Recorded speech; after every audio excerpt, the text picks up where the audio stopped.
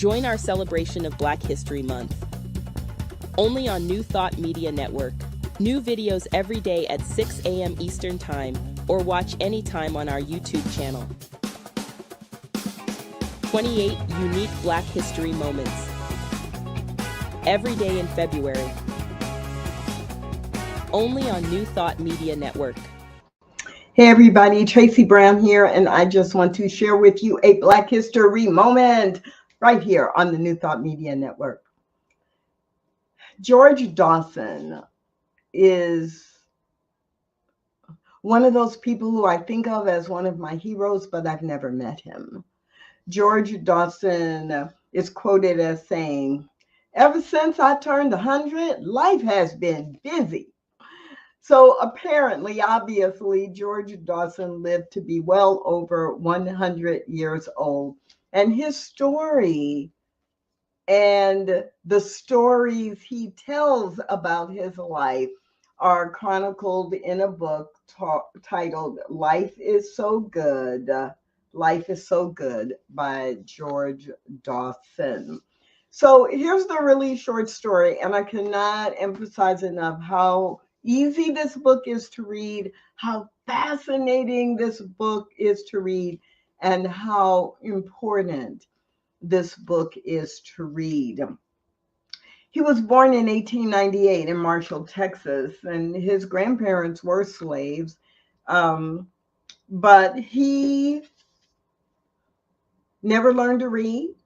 By the age of 10, he was putting out as much work on the farm and in the community, the rural community outside of Marshall, Texas, as many grown men.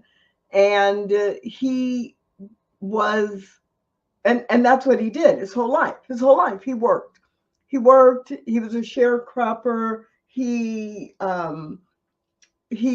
earned his keep, and when he got to be older and couldn't work anymore, he had a very, very, very, very, very simple life. But he was happy.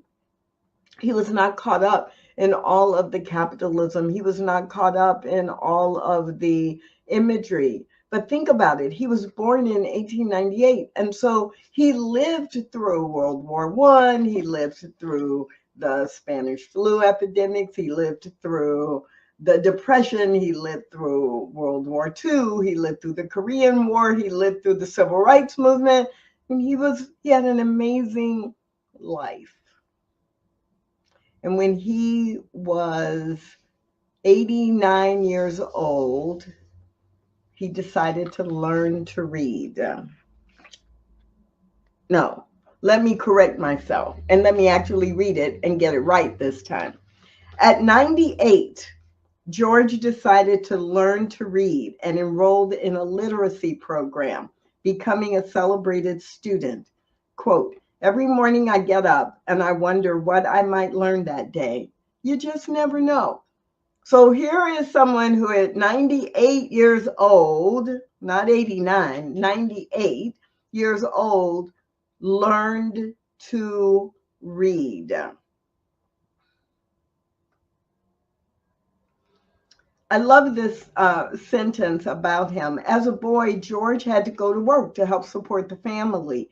And so he did not attend school or learn to read. Yet he describes how he learned to read the world and survive in it. Quote, "We make our own way," he says.